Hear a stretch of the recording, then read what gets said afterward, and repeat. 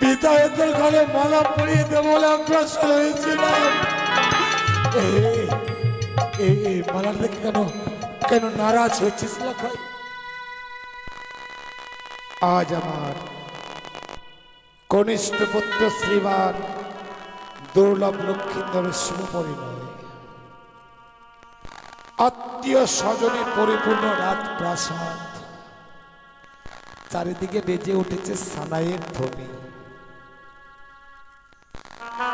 যেসব আত্মীয় স্বজনগুলো আমার রাজপ্রাসাদে পদার্পণ করেছে সবাই যেন লক্ষ্মীন্দরকে আশীর্বাদ করবার জন্য ছুটে এসেছে।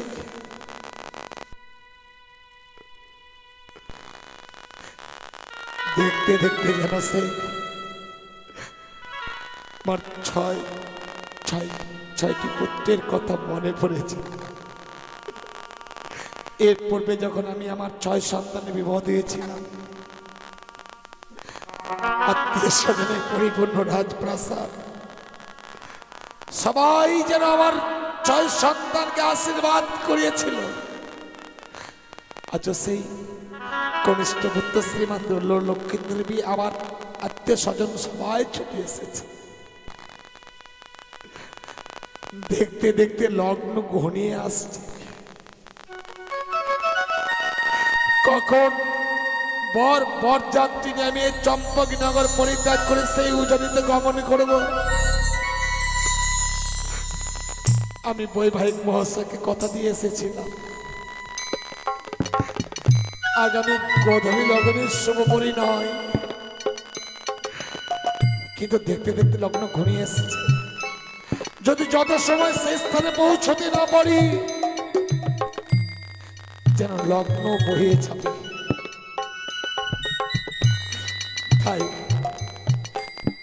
তাই আর বিলম্ব করব না, আমি লক্ষ্মীন্দর কিনে সেই স্থানে পৌঁছবো।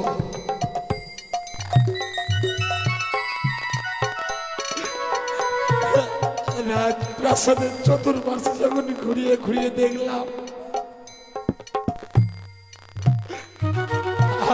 আমার ছয়টি বৌমা সবাই যেন নিজের নিজের ঘরের কোণে বসে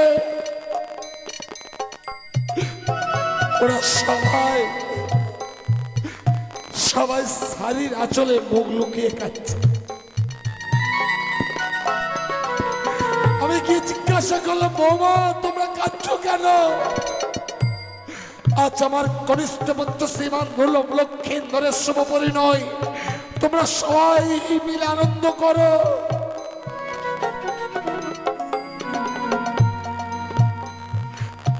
সনাতন ধর্মের নারী তো, সনাতন ধর্মের নারীরা যদি একবার বিধবা হয়ে যায় ওর আর শুভ কাজে আর ব্যবহার হয় না। বৌমারা আদা কণ্ঠেশ্বরে কাঁদতে কাঁদতে বললো, বাবা যে লক্ষ্মীন্দরকে আমরা কোলে পিঠে করে মানুষ করেছি, সেই লক্ষ্মীন্দরের বিয়েতে লক্ষ্মীন্দরকে আমরা স্পর্শ করতে পারবো কেন? বৌমা আমরা যে বিধবা নারী, বাবা সত্যি তো বৌমারা বিধবা, আমার 6টি বৌমা বিধবা, ওরা লক্ষ্মীন্দরকে আজকে এই শুভ দিনে কেউ স্পর্শ করতে পারবে না। তাই তাই লক্ষ্মীন্দরকে আমি নিজেই বর সাজে সজ্জিত করে সেই উজানি নগর নিয়ে যাব। একে আছিস, লক্ষ্মীন্দরকে পাঠিয়ে দে।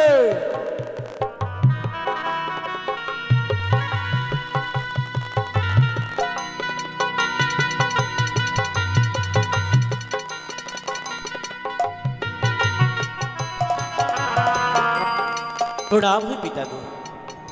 আশীর্বাদ করে লখাই, দীর্ঘ আয়ু হোক তো। বলুন, আমায় আমায় কেন ডেকেছেন পিতা? লখাই রে, আজকের শুভ দিনে তোকে কেন কেন ডেকেছি জানিস? কেন পিতা? তোকে বর্ষাজে সাজাবো বলে। আজ তোর শুভ পরিণয়, আজকের দিনে তোকে যে বর্ষাজে সজ্জিত হবে লখাই।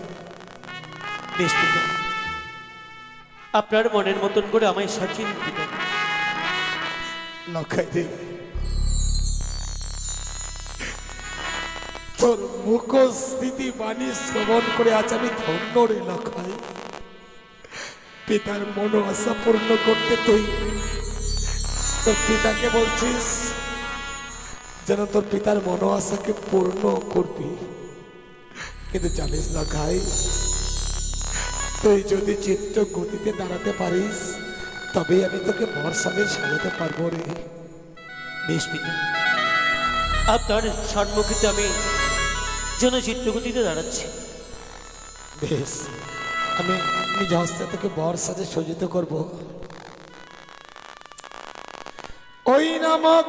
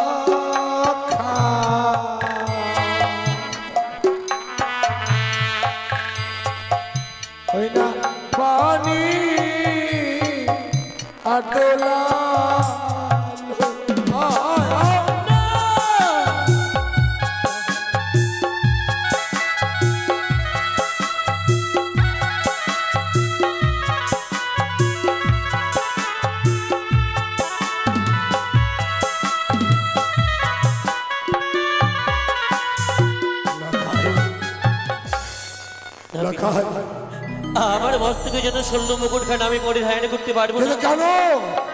আপনি যতবার এগিয়ে এসেছেন আমার মস্তকে সে পরিধান করে দিতে, আমি যেন ওই স্বর্ণ মুকুটের উপরে এমন একটি দৃশ্য দেখলাম, এই দৃশ্য দেখার পরেও কি মস্তকে আমি পরিধান যে সোলার মুকুট পরাবার জন্য অগ্রসর হয়েছি, এই মুকুটে এমন কি দৃশ্য দেখেছিস না খাই? আমি কেন পরিধান করতে পারিনি জানি? কেন? আমি না বললে আপনি কি করে জানতে পারবেন? বল। তাই বলছি, বল বলতে বল। আজি মুকুট না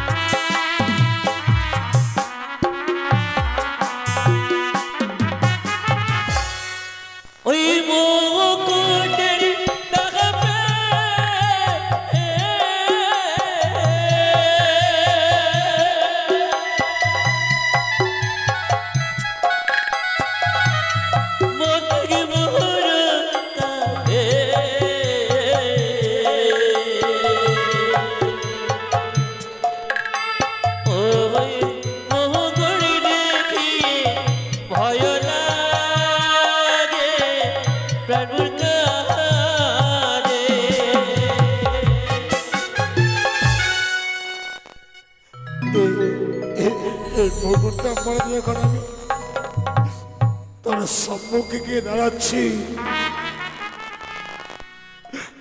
এই মুকুটের উপর তুই সর্প দেখতে পাচ্ছিস? এই মুকুটটা তোর মস্তকে পরিয়ে দিলে তোর মস্তক চলবে। আপনি যখন এগিয়ে এসেছেন মুকুটখানি নহে, আমি যেন মুকুটের উপরে যেন সর্পের দৃশ্য দেখলাম। এই দৃশ্য দেখার বড়কে মস্তকে পরিধান করতে পারি, সে মুকুটখানা বলুন না পিতাগো। ওই মুকুটখানা পরিধান করলে আমার যেন প্রাণও যেতে পারে। তুই বলতে চাইছিস এটা এটা সর্পের মুকুট, আর সর্পের মুকুট পরিয়ে দিয়ে তোর মস্তক চলবে। এই জাগতিক জগতে কোন পিতা কি পারে নিয়ে সন্তানকে সর্পের মুকুট পরিয়ে দিতে? আমিও তা পারবো না রে। এটা সর্পের মুকুট নয়। না, আমি যেন পরিধান করতে পারবো না। আমায় ক্ষমা করবেন পিতাগো, আমায় ক্ষমা করবেন, আমায় ক্ষমা করবেন। লক্ষ্মীন্দর যেন সর্পের মুকুট বলে আমার সোলার মুকুটকে ধিক্কার দিচ্ছে। ও সোলার মুকুট পরিধান করতে নারাজ, তাই না? না না না, এই সোলার মুকুটটা আমি লক্ষ্মীন্দরকে সাজাবো না। রাখাই, এই মুকুটটা তোকে সাজাবো না রে। একটু দাঁড়া পুত্র। রাখাই, আজ যে দ্রব্যতে তোকে সাজাবো সে দ্রব্য দিয়ে সাজিয়ে দেবার পূর্বে তুই আমাকে নিষেধ করবি না। ওরে বল না, তোর পিতার মনোবাসাকে তুই পূর্ণ করবি। পিতাগো, আপনার মনোবাসাকে আমি পূর্ণ হতে যথেষ্ট চেষ্টা করেছিলাম, পারিনি। এই দৃশ্য দেখার পরে যেন আপনার মনোবাসাকে আমি পূর্ণ হতে দিলাম না। আপনার অধিকার থেকে যেন আপনাকে আমি বঞ্চিত করে দিলাম। আমি যে বড় অভাগা, আমি যে বড় অসহায়, তাই যেন আপনার আশাকে আমি ব্যর্থ করে দিলাম। তোর মুখস্মৃতি বাণী শ্রবণ করে আজ আমি ধন্য। যে সোনার মুকুট পাবার জন্য অগ্রসর হয়েছিলাম তা দিয়ে তোকে সাজাতে পারিনি বলে যা দিয়ে তোকে সাজাবো তুই তা বহার কাছে সজ্জিত হবে। একটু দাঁড়া, একটু দাঁড়া পুত্র, একটু দাঁড়া।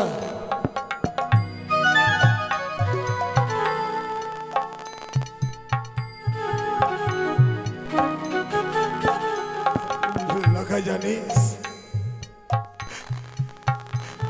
বিবাহ নিশ্চিতে মালা বদল করতে হবে।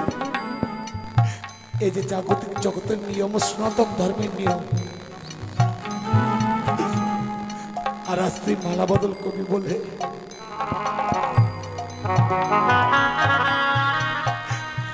ও ওই উচারি নগরে না, ওই যে উচারি নগরে একটা নিষ্পাপ নারী তোর পদপানে চাতক পক্ষে নিচ্ছে, পদপানে চেয়ে আছে বাচ্চা। কখন গিয়ে ওই নিষ্পাপ নারীটির গলে তুই মালা পরিয়ে দিবি আর ওই ওই নিষ্পাপ নারীটির গলে মালা পরিয়ে দিবি বলে সুদক্ষ কারিগর তারা নিমিতাই এই সুন্দর মালাখানা আমি তোর জন্য নিয়ে এসেছি বাচ্চা। চিত্ত গতিতে দাঁড়াবি, আমি তোকে সুন্দর করে পরবেশে সাজিয়ে দেব। বেশ পিতাগো, তাই করুন। আমার গলায় সে মাল্যখানা পরিধান করে দিন। আজ মালা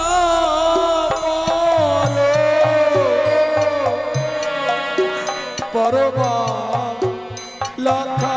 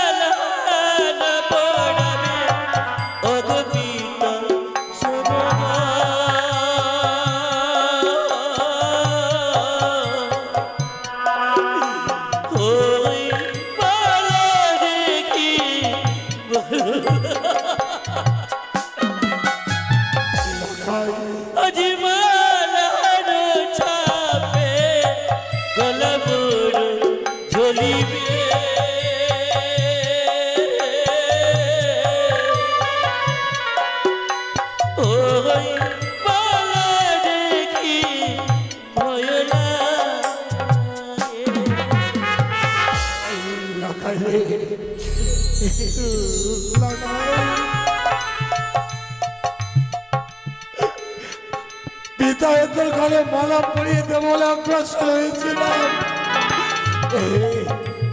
এই মালা দেখে কেন কেন নারাজ হয়েছিস লাখাই? এই মালাখানা পরিধান করতে আমি কেন নারাজ হয়েছি জানি কেন বল? ওই মালার উপরে যেন আবার এই শেষ শর্টপিট দৃশ্য দেখতে পাই, ওই দৃশ্য দেখার বড় কি সে মালাখানা পরিধান করা যায়? যাই না পিতা গো, যায় না। এই মালা মালার উপরে সর্প, মালা দিয়ে তোকে বর সাজাবো বলে অগ্রসর হয়েছিলাম। এই মালার উপরে সর্প।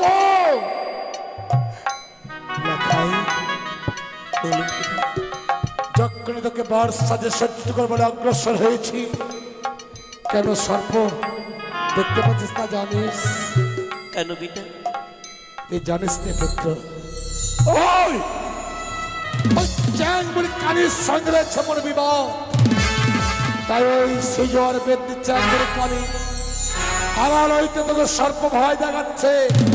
ওই বেদি ভেবেছে সর্প ভয় দেখে তোর বিয়েটা ভঙ্গ করে দেবে, কিন্তু ও জানে না আমি বানিয়া ভাবতে শ্রেষ্ঠ সওদাগর। এই মুহূর্তে আমি তোর সর্প ভয় দূরীভূত করে দেবো।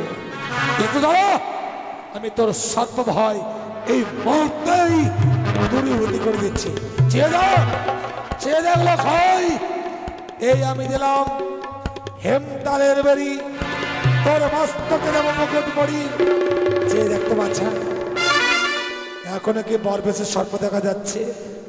না পিতা, আমি যেন মানলু ওই মুকুটের উপর যেন আমি কোনো শর্টপিট দৃশ্য দেখতে পাচ্ছি, কোথায় যেন অদৃশ্য হয়ে গেছে। সত্যি দেখতে দেখতে সর্প ভয় দূরীভূতি হয়ে গেছে। ওগো ওগো মোর আত্মীয় স্বজন, ওগো মোর মা ভগ্নীগণ, এই মুহূর্তে আমি লক্ষ্মীন্দরকে বর সাজে সাজাবো। আর আমি যখন লক্ষ্মীন্দরকে বর সাজে সাজাবো, আপনারা যারা এসেছেন এই চম্পক রাত প্রাসাদে, আপনারা যারা এসেছেন আপনারা সবাই সংকেত ধ্বনি উলুধ্বনি দিয়ে মোর পুত্র লক্ষ্মীন্দরকে আশীর্বাদ করবেন। আপনাদের আশীর্বাদ চিরকাম্য। জয় জয় শিব শম্ভু।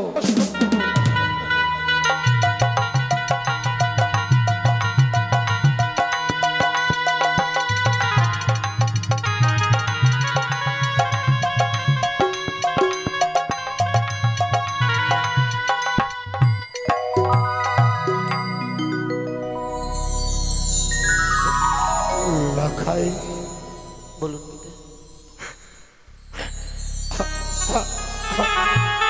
আজ তোকে দেখে কি বোধ মনে হচ্ছে জানিস? বাহ বাহ বাহ রে পুত্র মোর,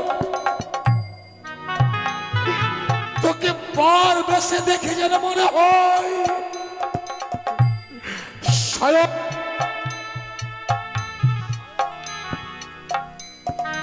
স্বয়ং গোলক বিহারী নারায়ণ আজ ধরার বুকে নেমে এসেছে।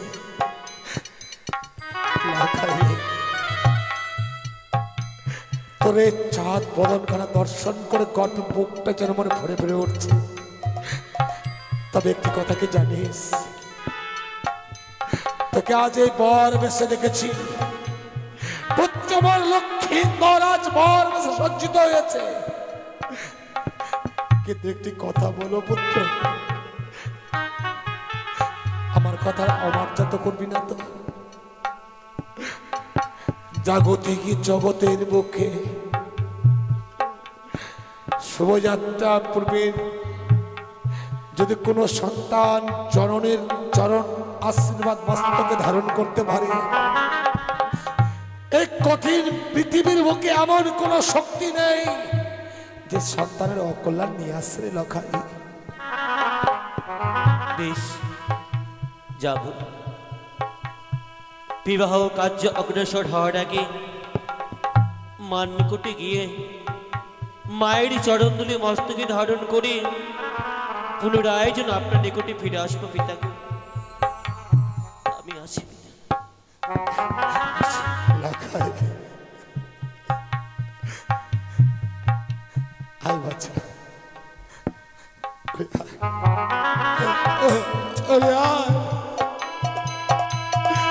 চলে গেল।